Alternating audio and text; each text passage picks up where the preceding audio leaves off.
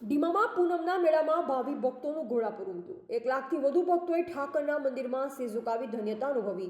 Mini Ambaji ગણાતા ઢીમા ધામે મહાસુદ પૂનમના રોજ 1 લાખથી વધુ ભાવિ ભક્તોએ દાદાના ચરણોમાં શીશ ઝુકાવી ધન્યતા અનુભવી. 14ની રાત્રે વાવ-થરાદ રોડ પરથી ચાલી આવતા પદયાત્રીઓ માટે સેવા કેમ્પોનું સુંદર આયોજન કરવામાં આવ્યું. વધુમાં મંદિર તરફથી પણ સુંદર પ્રસાદનું પણ આયોજન તેમજ યાત્રિકો માટે રહેવાની સુંદર વ્યવસ્થા કરાઈ. પોલીસ મિત્ર તરફથી સુંદર એવી કામગીરી કરી ટ્રાફિક વ્યવસ્થાનું સંચાલન કરવામાં આવ્યું. ભાવિ ભક્તોના જણાવ્યા અનુસાર 14 અને પૂનમ 2 દિવસ દરમિયાન 1 લાખથી વધુ ભાવિ ભક્તોએ દર્શન કરી ધન્યતા અનુભવી છે. કચ્છ, કાઠિયાવાડ, ડાકોર, શામળાજી, દ્વારકાના ભક્તોનું પણ માનું મેળામણ ઉમટી પડ્યું. આ મેળામાં ગ્રામજનો તેમજ મંદિરના ટ્રસ્ટીગણ, પંચાયત કમિટી તેમજ પોલીસ મિત્રોનો ભારે સાથ અને સહકાર મળ્યો હતો. મોડી સાંજ સુધી ભક્તોનો ઘસારો જોવા મળ્યો. કોઈ પણ અનિચ્છનીય બનાવ પ્રકાશમાં જોવા ન મળતા પોલીસની કામગીરી સહાયનીય જોવા મળી.